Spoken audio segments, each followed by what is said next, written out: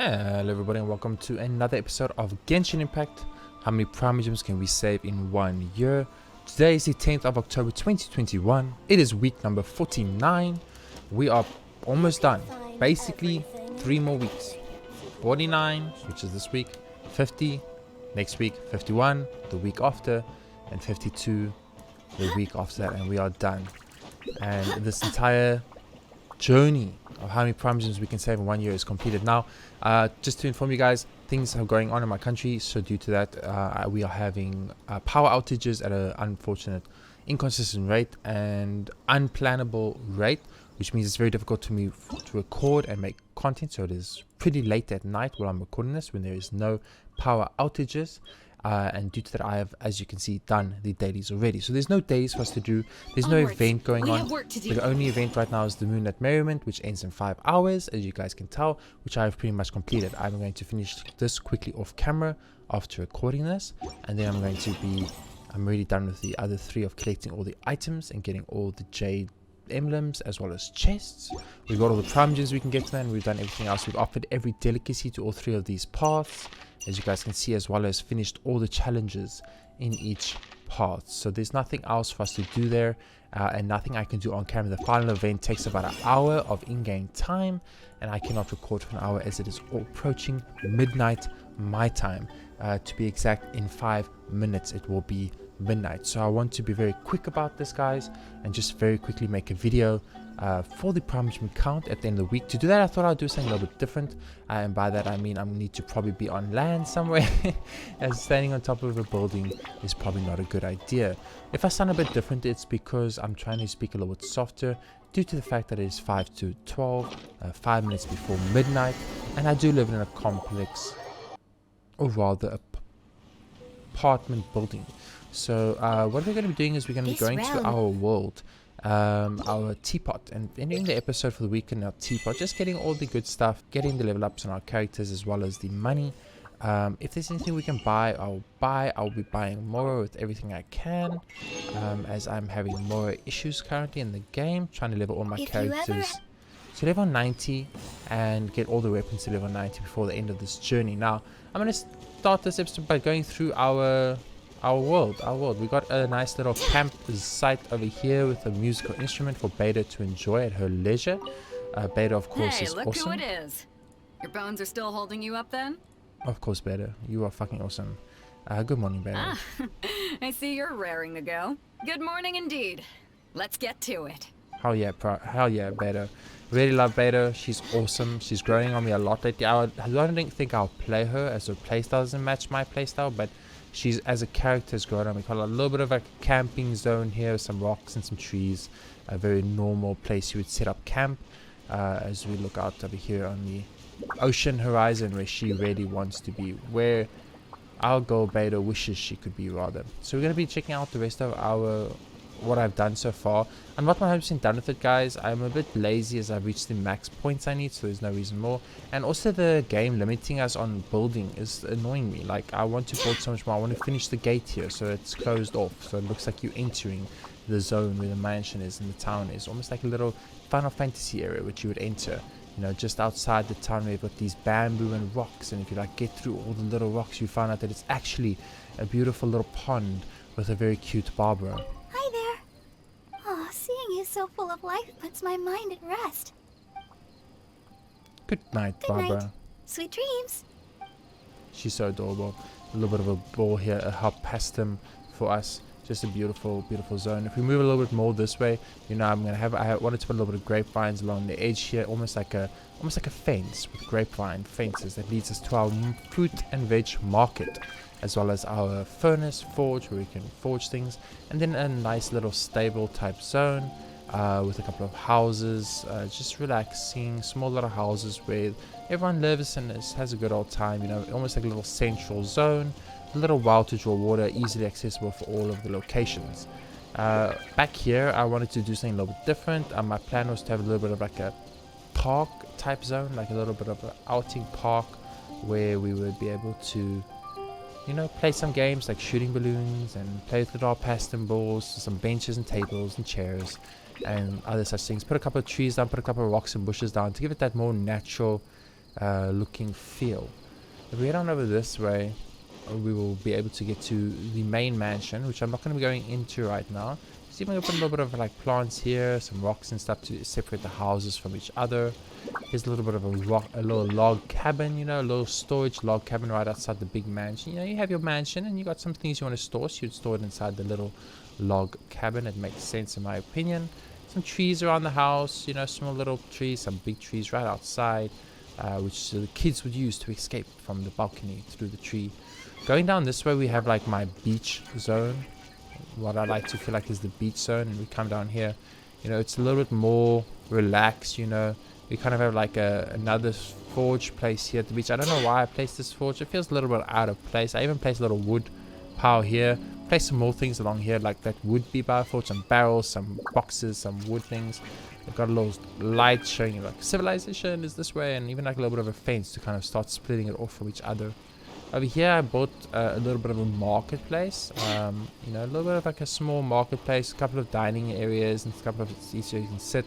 Place you can just buy a bunch of good stuff, you know, some fruits, some drinks, some kites and some umbrellas, that type of thing. You got some fruits and veg over here, and over here some carts to buy some things, some grocery shopping if you want. Just a nice little circular little zone. I want to add a little kitchenette here somewhere to finish it off. Here we have the beachside house, you know, that house you have at a beach that is like, yo, we're gonna go to the beach and look out to the ocean and, you know, be right on the beach, right on the beach front. And since there was a bit of grass here, I thought it would make sense, like a grass and rock, this kind of gave it that feel that we're looking at a land heading into beach and not on the beach sand itself. I put this light here specifically for the reason I want this light here almost like a beacon, like do not pass this zone, do not build past zone for high tides, etc. It kind of makes sense. It's almost like a miniature lighthouse, if you will. Down here I haven't really done anything on this side. I'm still thinking about it for the future, but I haven't really got around to it. I bought some just like random like old desolate houses here, like right on the beach, kind of like they built this here, but then high tide got flooded and destroyed it, but you know, we left it there as a landmark type of situation. I'm placing benches here all the way here. I'm going to keep placing them going all the way straight down, and that is like those sea barriers you see, like that are built like barriers, so like do not go past this barrier, you know, type situation. It's the same effect, at least. Over here we've got like a final house with some storage, a lot of storage looking stuff, you know, like lots of storage things, lots of hay bales, bags, more barrels, like a big storage zone here. I actually need to flip this around. I didn't realize that until now. Do that at a later date. And that's supposed to be a little bit of the storage for the beach storage, if you will, with a nice windmill right in the middle, just to like throw a little bit of contrast, a little bit something different right in the middle of it all.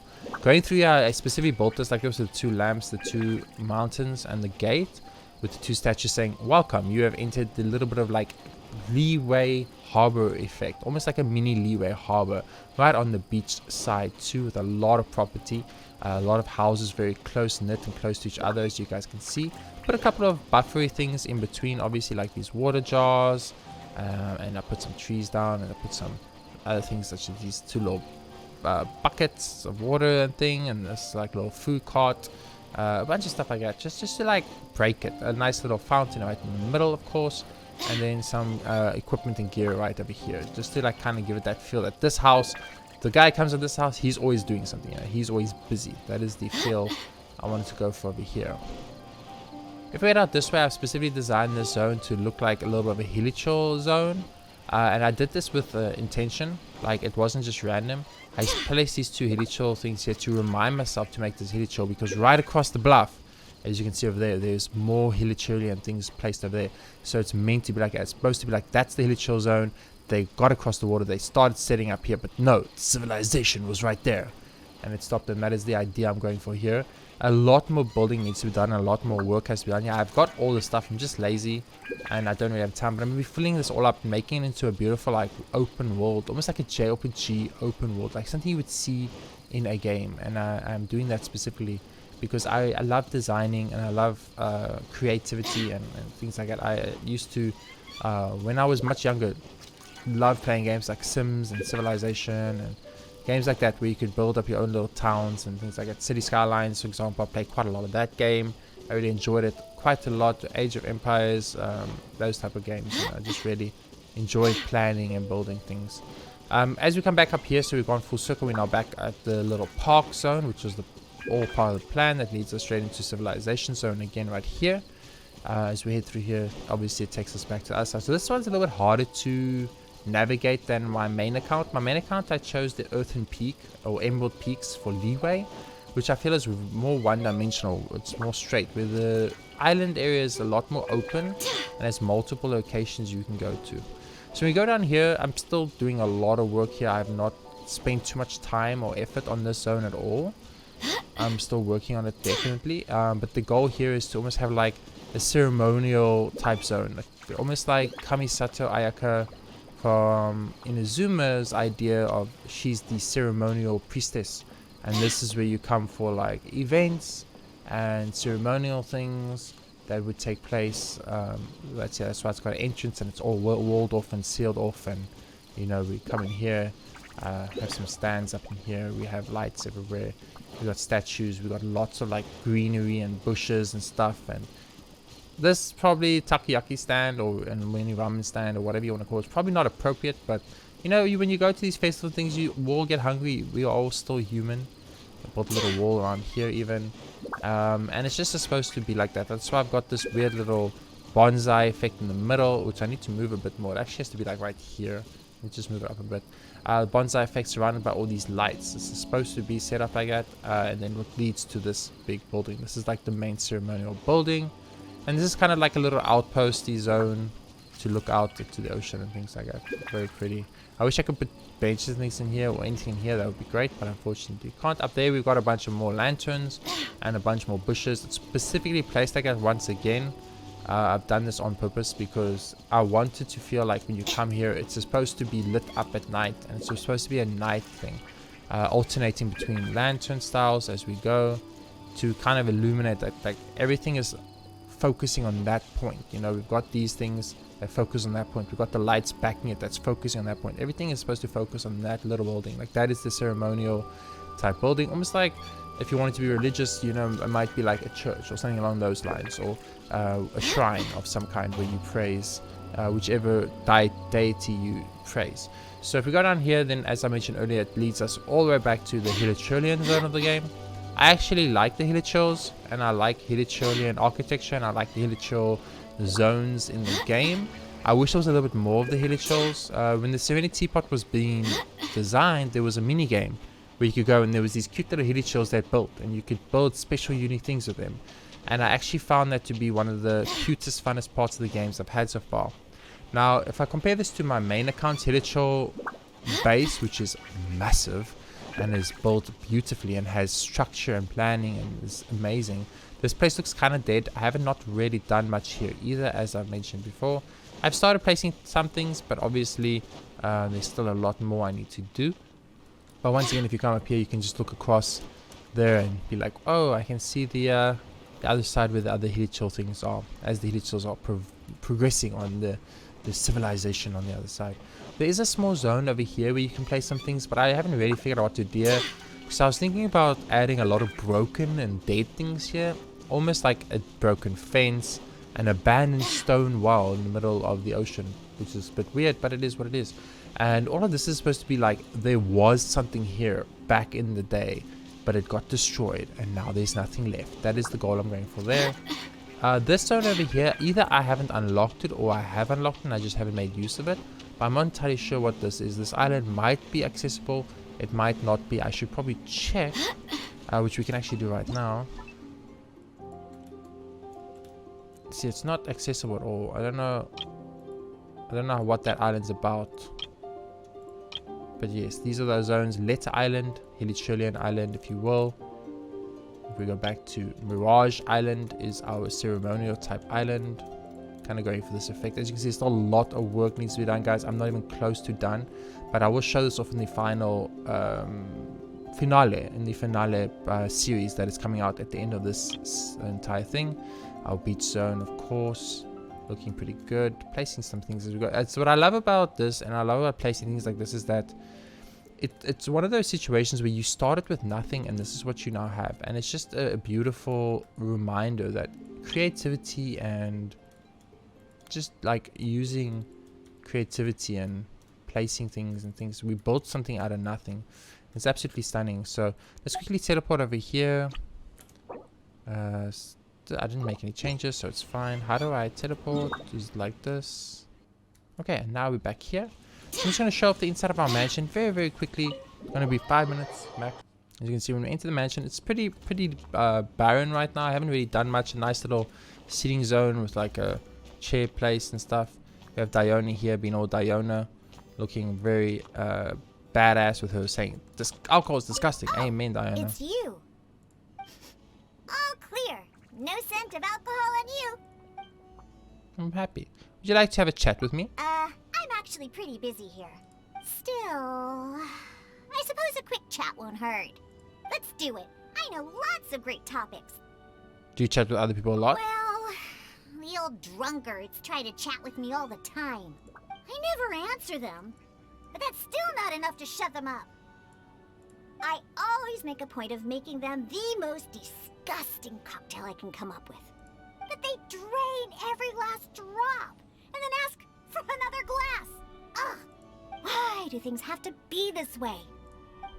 Maybe you just make really good maybe you make really good drinks. This is my Bitcoin room, guys. This is where we mine Bitcoin all day long. That's all we do. Don't worry about it. We gotta mine that Bitcoin. We have a future. Let the wind lead. Good morning, G. Good morning. I wish you a successful journey. Thank you. If there is anything I can assist with, please do not hesitate to ask. So this is my room, or it's supposed to be my room, and you guys won't believe, but this is full. The game considers this full. Look at all this barren open space with all this nothing going on, and the game is like, it's full. I don't know what to do. Over here, I've specifically placed this here to like hide this zone because I hate this zone. I want to place something small here to hide this zone too, because it really just feels awkward. In here, we have a little bit of a place with some things to drink some tea at, and of course a kitchen for Zhangling. Hello! I was just coming up with a new dish. Don't worry, nothing too strange. Morning, Zhangling. Morning! Have you had enough for breakfast? Adventuring on an empty stomach is a recipe for disaster. Amen, Zhangling. So if I go through here, Amber's of course here at the study type zone. Oh, hey there! It's so good to see you. Hey, Amber. Anything you'd like to do? Let's have dinner together. Amen, Amber. It doesn't need to be anything sophisticated. I just want to enjoy the feeling of having a meal at home. It's quite different from eating out. Restaurants are convenient and all, and you can always trust that the food's gonna be good. But you only get that special cozy feeling when you're eating at home. Yeah, you know? I know what you mean. Great! Then what are we waiting for? Right, we'll do some steak and... Oh, wait. You must have had my Outriders champion steak a million times already. You know what? It's high time I set myself a new culinary challenge. Ooh, and I know just the dish. Today, I'll try my hand at a sticky honey roast. But what if the smoke changes the color of your ceiling? Don't worry, I can help with the cooking. You're so kind to me. Get ready for the most delicious meal you've ever eaten, even if it takes me a few hundred times. I can't wait. Amber's adorable. Absolutely adorable. I do not understand how people do not like Amber. It's fucking weird. So the Mondstadt house is a little bit more complicated to maneuver around, in my opinion, than the Leeway house. Through here, we have a nice little study type. Oh no, this is the guest room. This is the guest room. It's a nice seat where someone could sleep on, and there's another bed for someone to sleep on. And then I put a little buffer here so someone can sleep here. So, a little bit of privacy. They can't see each other while sleeping, you know. And you gotta have some kind of privacy, guys. Over here, I just have Sucrose relaxing by some books. Hello. Thanks to you, my research is progressing smoothly. Good morning, Sucrose. Good morning. Please take care. Too cute and adorable, listen. And here we have a stage for sure. Ah, it is you, the wayfarer of a world beyond whose fate crosses mine own. Dost thou wish to present any tidings to the prinzessin before thee? Good morning, Fischl. The furtive shades of our destinies intertwine themselves beneath hallowed light. Should tenebrous forces obscure thine path, you may call out my name in humble supplication. Mein Fräulein says, good morning. The sun is quite fine today. If you encounter any difficulties, please call for me. Oz has a nice voice too, actually. Sweet, and that's it, guys. That's pretty much all I've done so far in the game. I haven't really done much more than that. Yep, that's all. I just wanted to show that off a little bit. I wanted to give a little idea of what we're dealing with because, as I said, I'm going to be completing pretty much everything. I'll be loading up every zone with everything I can in a nice way. I'm not just going to be plonking things, except for the Bitcoin one, but we don't talk about the Bitcoin one. The Bitcoin is a meme. We're going to be placing as much things we can before the load is full to actually build a world, that makes sense and it looks like something. It gives you that feeling like you're in a JRPG, you're seeing a city, and this is what a city might look like if you were in a, let's say, older school JRPG. Maybe not something you'll see today, because graphics and computers and gaming consoles and things have advanced so much that they can have so much more and so much more detail, and I'm limited by the game's restrictions, not my own. So it is what it is. But without further ado, let's see our Primogem count at the end of this week. 49, 77,168 Primogems, quite a lot more Primogems. The event gave a lot, almost 2k, a little bit less, but almost 2k. So of course, including the dailies of each day for the week.